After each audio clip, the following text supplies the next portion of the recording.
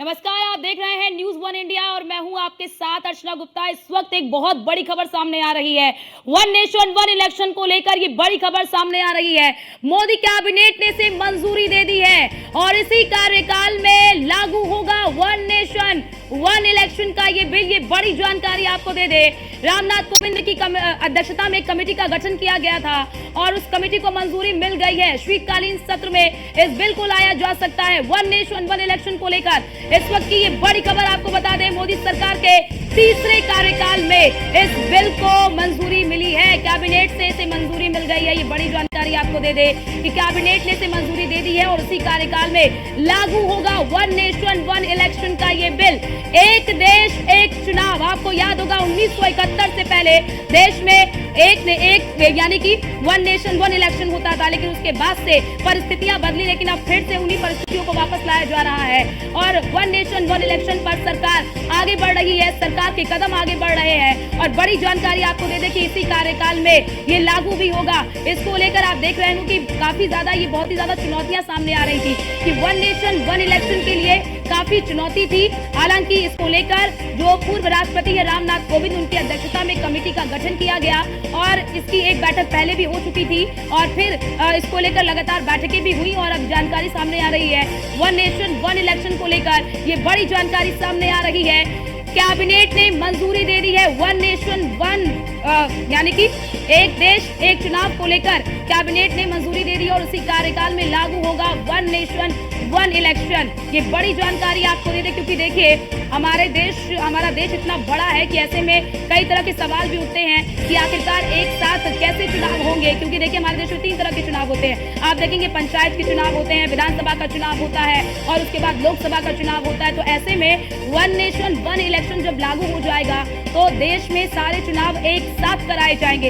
ऐसे में इसको लेकर कई तरह के सवाल भी उठ रहे हैं कि आखिरकार ये कैसे संभव हो पाएगा, लेकिन अब इसे कैबिनेट से मंजूरी मिल गई है। ये बड़ी जानकारी आपको दे दे कि कोविंद कमेटी की रिपोर्ट को मोदी कैबिनेट से मंजूरी मिल चुकी है। देश के पूर्व राष्ट्रपति रामनाथ कोविंद की अध्यक्षता में एक कमेटी बनाई गई जो इस बात पर विचार करने के लिए बनाई गई। तो कैबिनेट ने मंजूरी दे दी है। ये बड़ी जानकारी आपको दे दे, वन नेशन वन इलेक्शन को कैबिनेट से मंजूरी मिल गई है और ये माना जा रहा है कि इसी कार्यकाल में इसे लागू किया जाएगा, क्योंकि देखिए मोदी सरकार ने एक रोड मैप तैयार किया। और हमारे साथ हमारे संवाददाता पीयूष तिवारी हमारे साथ दिल्ली से लाइव जुड़ चुके हैं। पीयूष, जरा ये बताइए कि इस कमेटी में यानी कि जो रिपोर्ट है, जो कमेटी जिसे मंजूरी मिली है, इसमें क्या कुछ महत्वपूर्ण बिंदु हैं?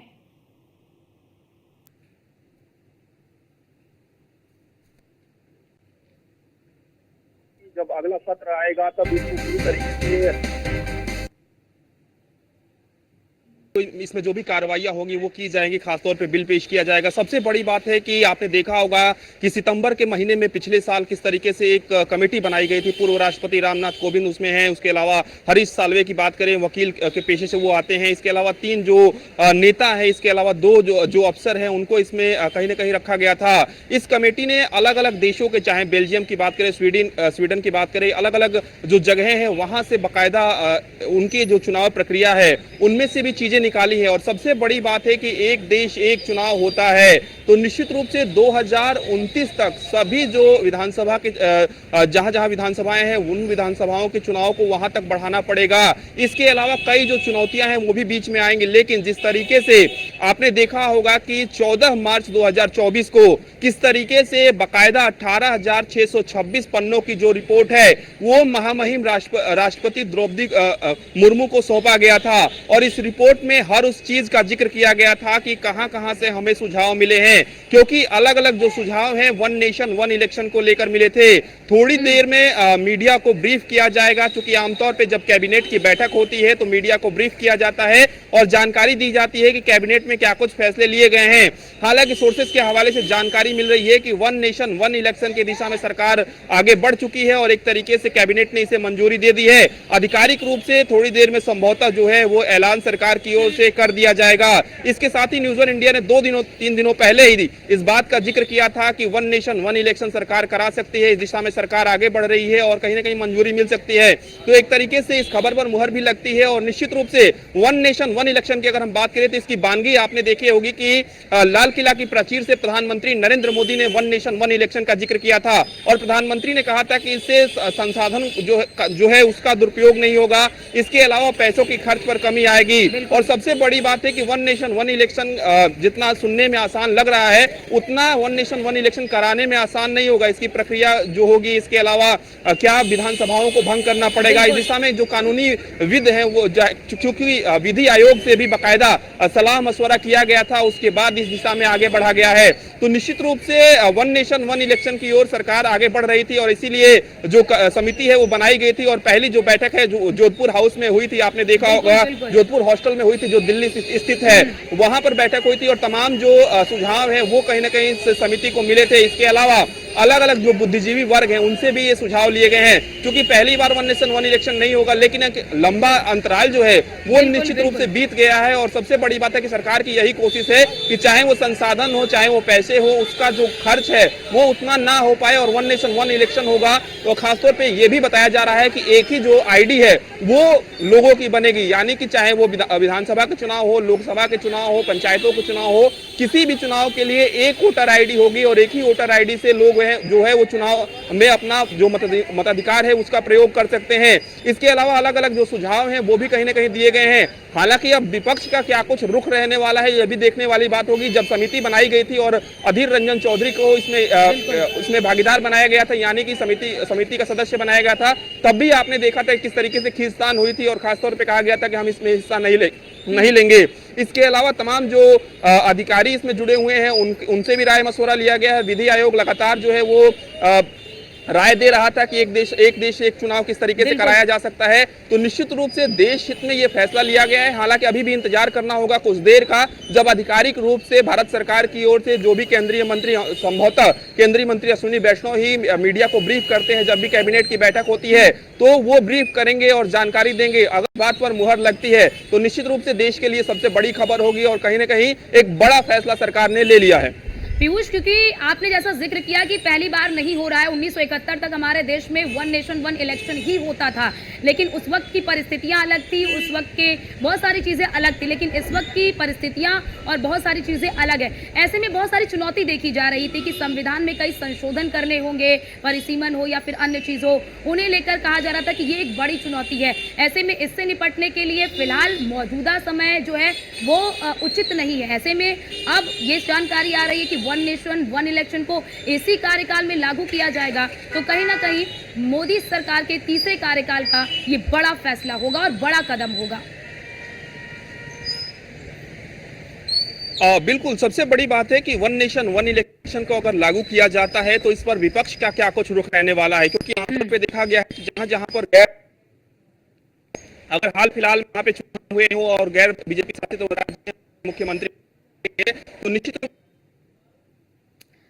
बिल्कुल जो राज्य है वो नहीं होंगे, ये भी देखने वाली बात के चुनाव कराने, तमाम राज्यों के चुनाव कराने और कहीं ना कहीं अगर हम बात करें कि लोकसभा के चुनाव कराने एक साथ कितना संभव। ठीक है पीयूष, आपको रोकना चाहते हैं, ठीक है पीयूष आपको रोकना चाहते हैं। अश्विनी शाही जी हमारे साथ, बीजेपी प्रवक्ता हमारे साथ जुड़ चुके हैं। अश्विनी जी, क्या ये माना जाए कि इसी वर्ष यानी कि इसी कार्यकाल में से लागू कर देंगे? हालांकि चुनौतियां भी अनेक हैं आपके सामने।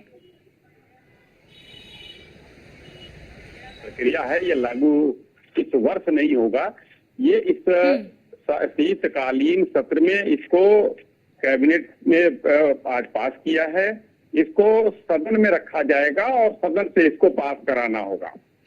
उसके बाद अभी इसको लागू करने में समय है, क्योंकि ये 2029 के चुनाव से पहले, क्योंकि कई सिफारिशें आई हैं, जितनी सरकारों में से जो जितनी पार्टियां हैं 32 पार्टियों ने समर्थन किया था इसका।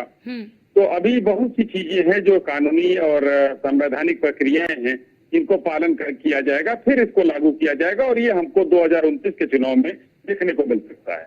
तो क्या ये माना जाए अश्विनी जी कि चुनाव के लिए मास्टर स्ट्रोक होगा आप लोगों के लिए? देखिए 67 तक तो ये चुनाव होते ही थे, वन नेशन वन इलेक्शन होता था।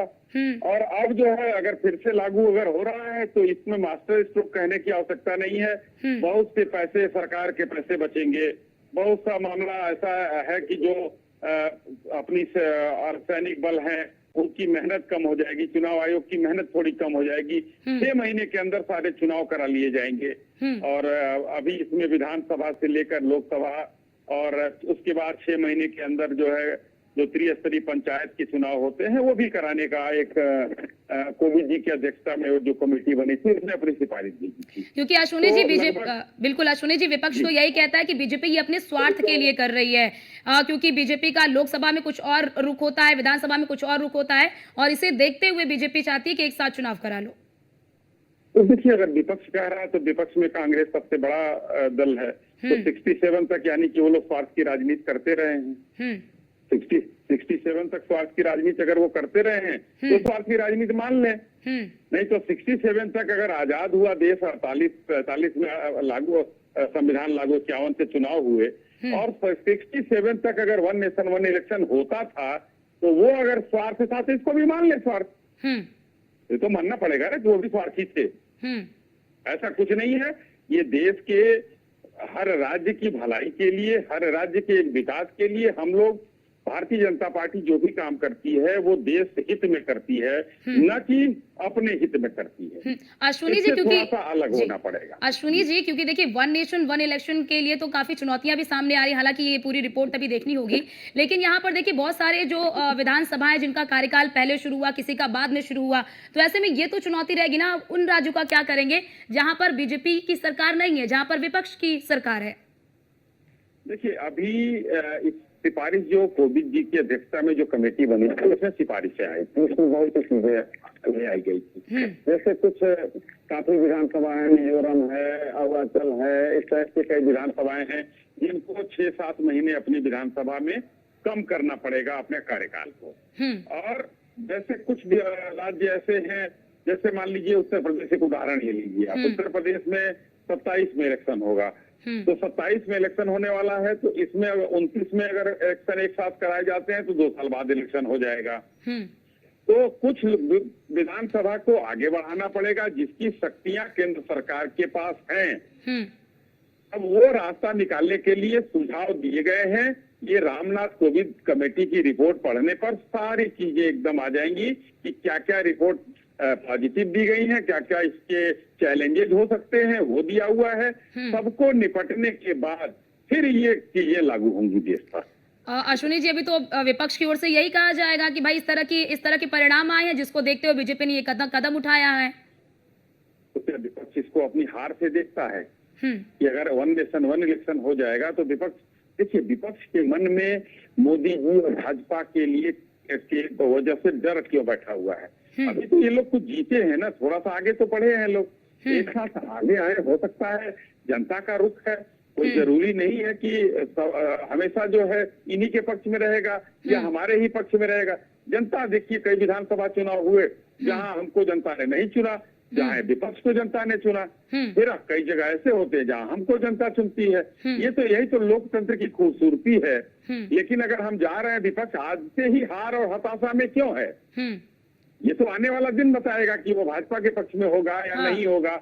लेकिन एक चीज है कि ये बहुत बड़ा फैसला है अश्विनी जी, क्योंकि बिल्कुल अश्विनी जी, क्योंकि इससे पहले आपने देखा होगा कि जब पूरी कमेटी बनी थी तो अधीर रंजन चौधरी का तो यही आरोप था कि भाई इसमें विपक्ष को शामिल नहीं किया गया और जिस वजह से वो कमेटी से बाहर चले गए। तो आपको लगता है कि इस फैसले के बाद आप लोगों को विपक्ष का विरोध भी झेलना पड़ेगा? देखिए अधीर रंजन चौधरी जी तो क्या कहा जाता अनुकंपा के नेता थे ना, क्योंकि उतनी तो उनकी संख्या नहीं थी, वो अनुकंपा पर थे, लेकिन उनको हम लोगों ने इतना सम्मान दिया था कि उनको बुलाया जाता था। विपक्ष को तो हमेशा शामिल किया गया है और उन्होंने जहाँ ये कहा था वो किस चीज के लिए कहा था, वो चुनाव आयोग के लिए कहा था, तो उनको शामिल किया गया था, वो गए भी थे। और उसके बाद बाहर आने के बाद उन्होंने ऐसा बयान दिया था, तो उन बयान का कोई मतलब नहीं है क्योंकि विपक्ष का उस समय कोई नेता नहीं था। मानने मनाने को अधीर रंजन जी थे। आज विपक्ष के अथराइज नेता राहुल गांधी जी हैं। अगर कोई ऐसी मीटिंग होती है तो ठीक राहुल है। गांधी जी जाते हैं उसमें। ठीक है, अश्विनी जी आप हमारे साथ बने रहिए। हमारे साथ अजय उपाध्याय जी भी जुड़ चुके हैं, कांग्रेस की प्रवक्ता है। अजय जी, किस तरह से आप देखते हैं मोदी कैबिनेट ने मंजूरी दे दी है इस रिपोर्ट को, वन नेशन वन इलेक्शन को? बड़ा हास्यास्पद लगता है, जो 4 राज्यों का चुनाव नहीं करा पा रहे हैं, वन नेशन वन इलेक्शन की बात कर रहे हैं। चलिए आने दीजिए प्रस्ताव, उस पर चर्चा होगी, डिस्कशन होगा। हम लोग भी देखेंगे कि प्रस्ताव किस तरह का है, उसमें क्या चीजें हो सकती है। लोकसभा के पटल पर जब सरकार रखेगी इस मुद्दे को, निश्चित तौर पे इस पे हम लोग भी इसके पक्ष और विपक्ष तर्क को देख करके और तार्किक तहत ढंग से हम लोग भी इस पर कोई ना कोई उचित कार्रवाई और उचित समाधान की दिशा में। अजय जी, स्वागत तो करेंगे ना? जो जटिलताएं थी उन जटिलताओं के लिए रिपोर्ट तैयार कर ली गई है। अभी इलेक्शन अभी चल ही रहा है। आज जम्मू कश्मीर का इलेक्शन है, हरियाणा का 4 दिन बाद इलेक्शन है, 4 राज्यों में इलेक्शन होना था। जो सरकार 4 राज्य के इलेक्शन को नहीं करा पाई, ये सब सिर्फ दिखावे के लिए। हाथी के दांत अलग हैं, खाने के और दिखाने के। अश्विनी जी भी हमारे साथ जुड़े हैं। अश्विनी जी, अजय जी कह रहे हैं कि तो हाथी के दांत हो गए, खाने के दिखाने के कुछ और, खाने के कुछ और। तो इनको विरोध करना है, हर बात का विरोध करना है तो बोलेंगे। तो मैंने कहा ना, हताशा और निराशा झलक रही है। एक अगर अच्छी पहल है तो अच्छी पहल का स्वागत करना चाहिए। और इन्होंने एक बात और अच्छी कही, मैं कहूंगा कि भाई देखेंगे क्या है। अभी तो इनको पता भी नहीं है कि क्या है क्या नहीं है, क्योंकि देश की राजनीति से ये लोग दूर हो चुके हैं। ये लोग कुछ देखे नहीं। तो अभी आज नहीं, 4-5 महीने पहले जो है रामनाथ कोविंद कमेटी की रिपोर्ट आई थी, आप लोगों ने ही दिखाया था, काफी पॉइंट उसके दिखाए थे। जब इन लोगों को यही नहीं पता है कि क्या रिपोर्ट में है क्या नहीं है, उसी रिपोर्ट को तो कैबिनेट से पास कराया गया है। तो ये विपक्ष की हताशा और निराशा है, और खासकर कांग्रेस की हताशा दिखाती है कि ये अगर मोदी जी ने निर्णय लिया है तो इन लोगों के ताबूत में आखिरी कील ठोक दिया है। अजय जी, आपने सुना अश्विनी जी को कि आखिरी कील है आपकी ताबूत में। जरा ये भी बताइए कि अजय जी, इससे तो वाकई में ना धन का खर्च होता है, समय की बर्बादी होती है, उसकी तो बचत होगी ना। इसका तो आप समर्थन करेंगे ना, कि आप इसका भी समर्थन नहीं करते कि one nation one election bill लाना ही नहीं चाहिए?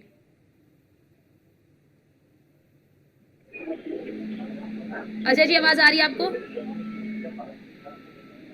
तो शायद उनसे संपर्क टूट गया है। बहुत शुक्रिया अश्विनी जी आपका भी हमारे साथ जुड़ने के लिए। तो देखिए, हमारे साथ अश्विनी शाही जी, प्रवक्ता बीजेपी के जुड़े, और उन्होंने बताया कि ये मोदी सरकार के तीसरे कार्यकाल का सबसे बड़ा फैसला है। अब यानी कि जो शीतकालीन सत्र शुरू होगा, उस शीतकालीन सत्र में इस बिल को लाया जाएगा, क्योंकि इसको लेकर कई तरह के कयास लगाए जा रहे थे। हालांकि पहले से आपने देखा होगा, और लगातार पीयूष तिवारी हमारे साथ, हमारे संवाददाता लगातार बने हुए हैं। पीयूष, अब कांग्रेस के जो नेता हैं वो ये कह रहे हैं कि अभी हम देखेंगे कि क्या है, और वो ये भी कह रहे हैं कि 4 राज्यों में इलेक्शन है, वो तो एक साथ करा नहीं पा रहे हैं। तो क्या लग रहा है कि विपक्ष जो है वो प्रबल विरोध करता हुआ नजर आएगा इसका? बिल्कुल, जिस तरीके से ये समिति बनाई गई थी और अधीर रंजन चौधरी का जो रुख उस समय भी देखने को मिला था सितंबर के महीने में पिछले साल, तो वो उससे जग जाहिर है कि अगर वन नेशन वन इलेक्शन की ओर सरकार आगे बढ़ रही है तो निश्चित रूप से इसका विरोध जो है वो विपक्ष कर सकता है। हालांकि इन विपक्षी दलों में कौन कौन से ऐसे दल होंगे जो वन नेशन वन इलेक्शन का विरोध करता है, ये भी देखने वाली बात होगी, क्योंकि 47 दलों ने अपनी राय रखी थी, और 47 दलों में से आपको जानकारी दे कि 32 जो दल हैं उन्होंने अपनी सहमति जताई थी। तो जब 32 दल सहमति जता रहे हैं तो इस बात से समझिए कि विपक्ष के कुछ दल भी कहीं ना कहीं वन नेशन वन इलेक्शन कराना चाहते हैं। सबसे बड़ी बात है कि जो समिति बनाई गई, उस समिति ने लगातार एक के बाद एक दिल्ली में कई महत्वपूर्ण बैठकें उस समिति ने की। बाकायदा विधि आयोग ने भी कई महत्वपूर्ण बैठक की, और विधि आयोग ने भी अपनी जो राय वो इस समिति को दी है। इसके अलावा अलग अलग देशों में, चाहे बेल्जियम की बात करें, इंडोनेशिया की बात करें, अलग अलग देशों के चुनावी प्रणाली से भी कुछ जो राय है, या ये कह सकते हैं कि उसमें से जो अच्छाइयां हैं उसको इसमें लागू किया जाएगा। इसके साथ ही चूंकि 18,600 के आसपास जो पन्ने हैं, उसकी रिपोर्ट जो है वो महामहिम राष्ट्रपति को सौंपी गई थी 14 मार्च 2024 को। उस रिपोर्ट में आप अंदाजा लगाइए कि किस तरीके से किस दिशा में आगे बढ़ना है, इसके बारे में जिक्र था। इसके साथ ही चूंकि जब एक देश एक चुनाव कराया जाएगा तो निश्चित रूप से कई जगहों पे जिन राज्यों में गैर बीजेपी शासित राज्य जो हैं वहां पर दूसरे दल के जो मुख्यमंत्री हैं वहां पर किस तरीके से उसको भंग किया जाएगा, ये भी देखने वाली बात होगी।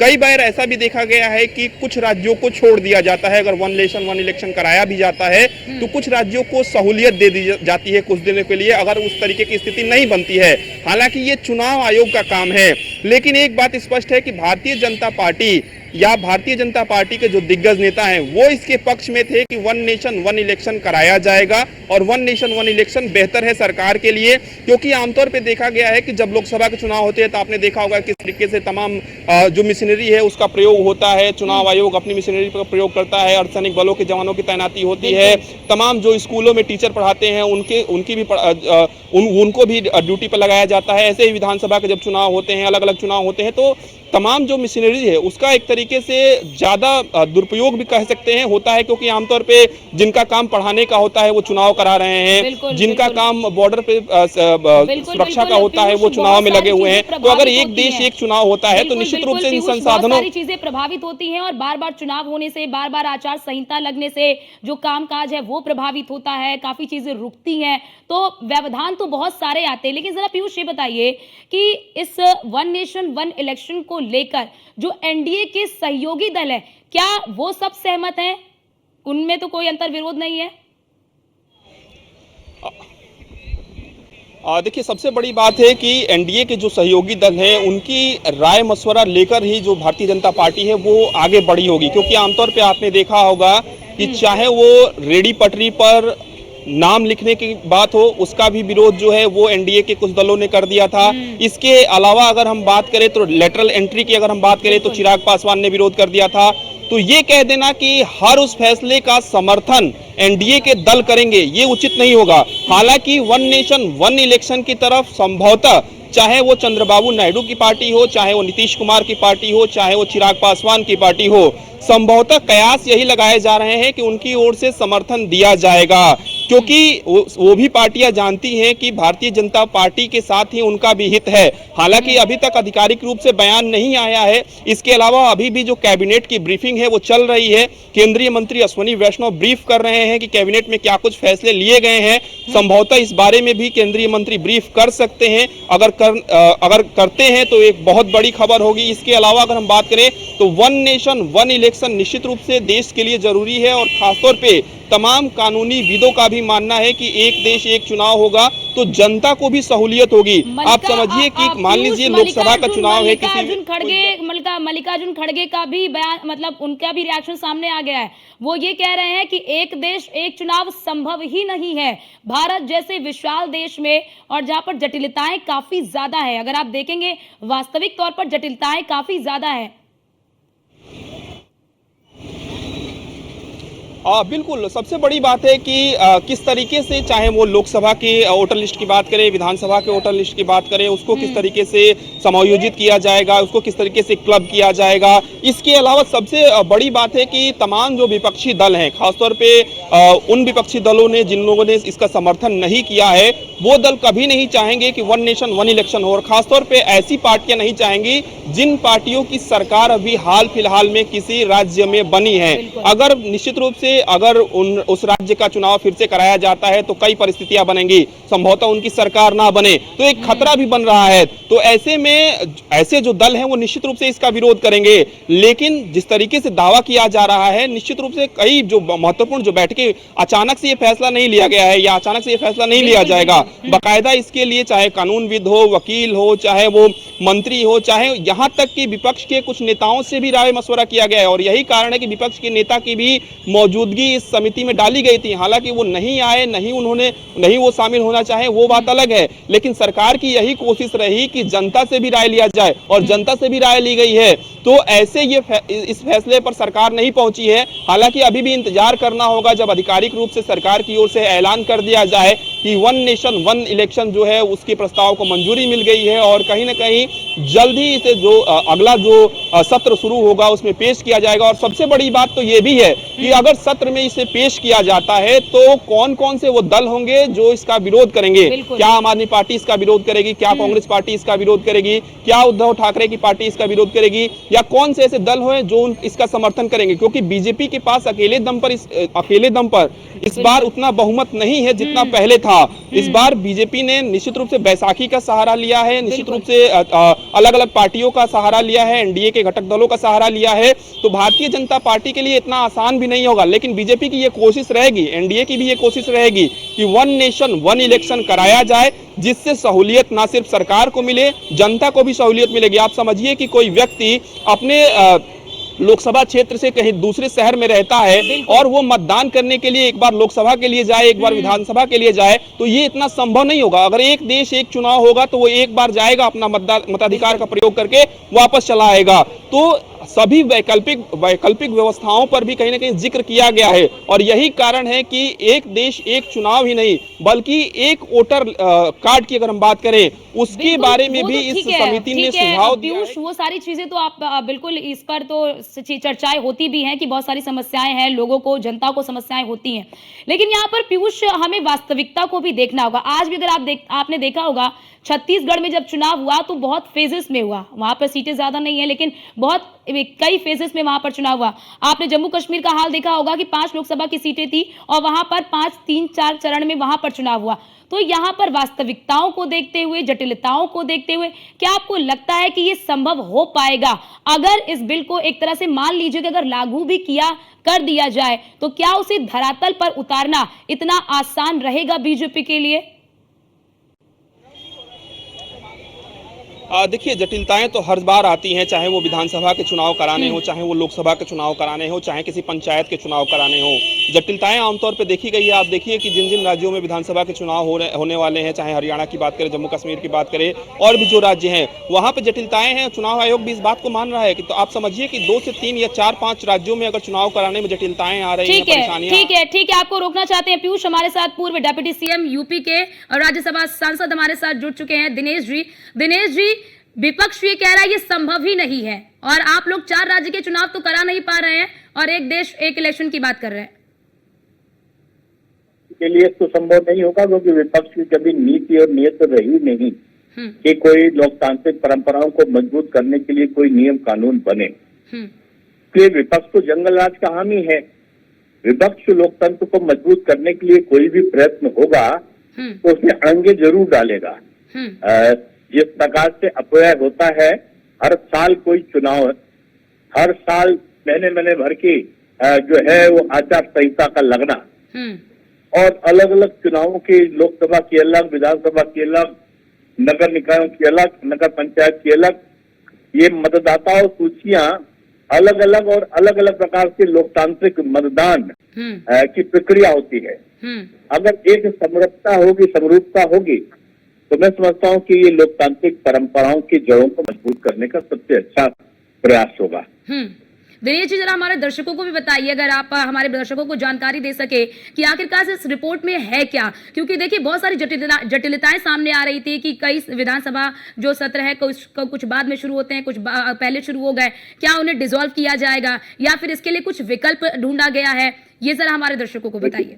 नहीं, देखिए जो जितने भी लोकतांत्रिक देश हैं उनमें एक साथ इलेक्शन की परंपरा है।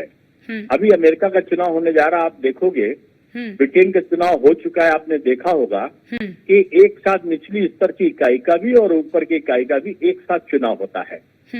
इसमें एक तो पारदर्शिता रहती है कि एक ही वोटर लिस्ट हुआ तो लोगों को शिकायत का मौका नहीं मिलता है।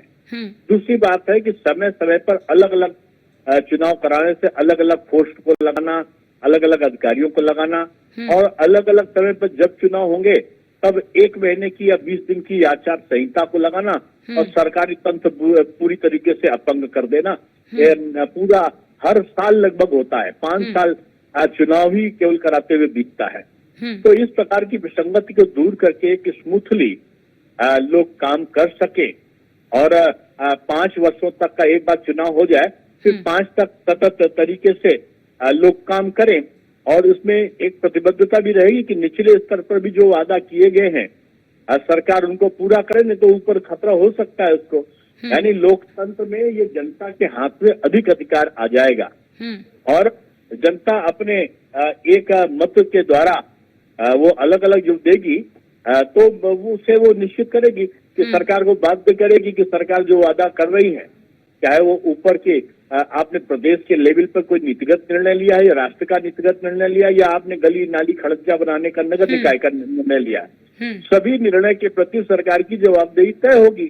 तो ये एक जनता के लिए एक अच्छा मौका भी होगा, सरकारी धन का अपव्यय रुकेगा और इसके साथ साथ वोटर लिस्ट की एकरूपता के कारण अधिक मतदान की संभावनाएं बढ़ेंगी। दिनेश जी, विपक्ष तो ये भी कहता है कि बीजेपी लोकसभा में उसकी स्थिति कुछ और होती है और विधानसभा में बीजेपी जो है वो खुद को कमजोर महसूस करती है। यही वजह है कि बीजेपी चाहती है कि सभी चुनाव एक साथ हो अपनी कमजोर स्थिति को छुपाने के लिए। 16 राज्यों में प्रत्यक्ष और अप्रत्यक्ष रूप से 17 राज्यों में बीजेपी की सरकार है। ठीक है, तो बीजेपी अगर विधानसभा में कमजोर समझती तो ये 17-18 प्रदेशों में। ठीक है दिनेश जी, माफ करिए आपको रोकना पड़ रहा है। हमारे साथ पूर्व कांग्रेस नेता जुड़ चुके हैं प्रमोद कृष्णम जी। प्रमोद कृष्णम जी, मोदी कैबिनेट ने मंजूरी दे दी है वन इलेक्शन को लेकर, आपकी क्या प्रतिक्रिया? देखिए, ये तो देश के हित में फैसला है। जब देश आजाद हुआ था तब भी कुछ सालों तक वन नेशन वन इलेक्शन हुआ था। राज्यों का इलेक्शन और केंद्र का जो इलेक्शन है वो एक साथ होता था। तो बार बार इलेक्शन होना, हर जगह इलेक्शन होना, तो उससे जो एक राष्ट्रीय छवि है, देश का जो वातावरण है राष्ट्रीय, उस पर डेंट भी पड़ता है। दूसरा, पैसे की बर्बादी होती है, पूरा मशीनरी लगती है। तो ये तो एक अच्छा फैसला है और जो राष्ट्र के हित में फैसला हो उसका समर्थन करना चाहिए, पूरे विपक्ष को भी समर्थन करना चाहिए। प्रमोद जी, विपक्ष तो यही कह रहे हैं। मल्लिकार्जुन खड़गे की प्रतिक्रिया सामने आई, इसमें उन्होंने ये कहा कि ये संभव ही नहीं है, वन नेशन वन इलेक्शन तो संभव ही नहीं है। और वहीं पर विपक्ष के नेता ये भी कह रहे हैं कि बीजेपी से अपने स्वार्थ के लिए ला रही है। देखिए, 2-3 बातें हैं, बहुत इंपॉर्टेंट पॉइंट हैं। विपक्ष तो ये भी कहता था कि राम मंदिर का निर्माण संभव नहीं है। विपक्ष कहता था 370 का हटाया जाना संभव नहीं है। 3 तलाक हट जाएगा, ये भी संभव नहीं है। तो विपक्ष का तो मानसिक संतुलन खराब हो गया है। जो भी देश के हित में फैसला होता है, विपक्ष उसका विरोध करता है। विपक्ष को चाहिए कि अपने दिमाग का इलाज कराए। अच्छा, इसमें प्रॉब्लम क्या है? अगर देश की सरकार एक फैसला करती है कि देश में एक ही बार में चुनाव हो, तो इससे अच्छी बात क्या हो सकती है? इसमें दिक्कत क्या है? आपको रोज वोट डालने जाने में मजा आ रहा है क्या? एक बार इलेक्शन हो गया, देश चले, 5 साल विकास की बातें हों, एक दूसरे पे टीका ना हो, टीका टिप्पणी ना हो।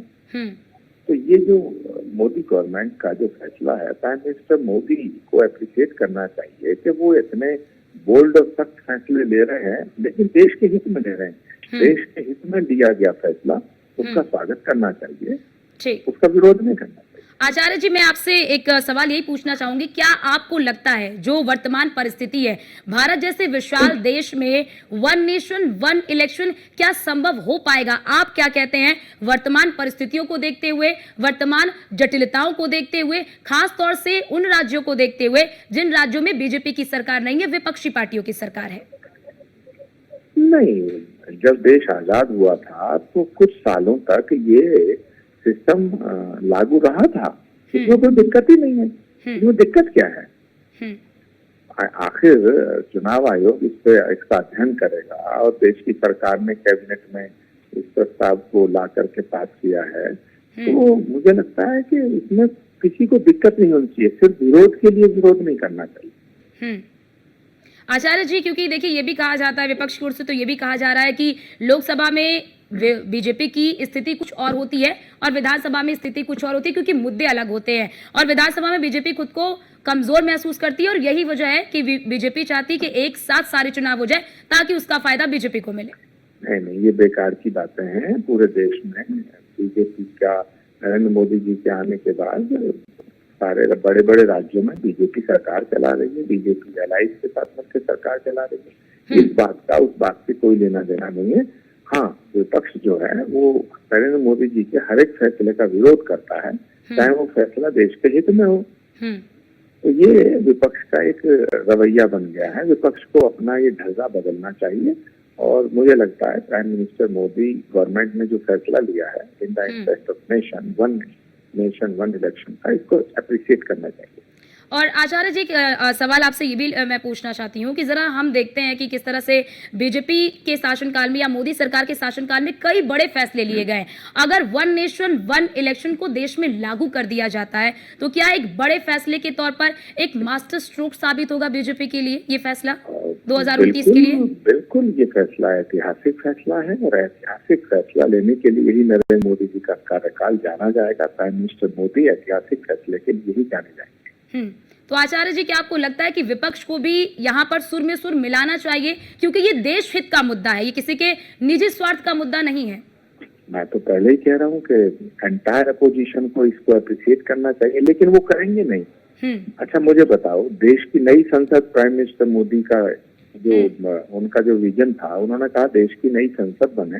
तो जब देश की नई संसद बनी तो उसमें किसको प्रॉब्लम थी, लेकिन उसका भी विरोध किया विपक्ष।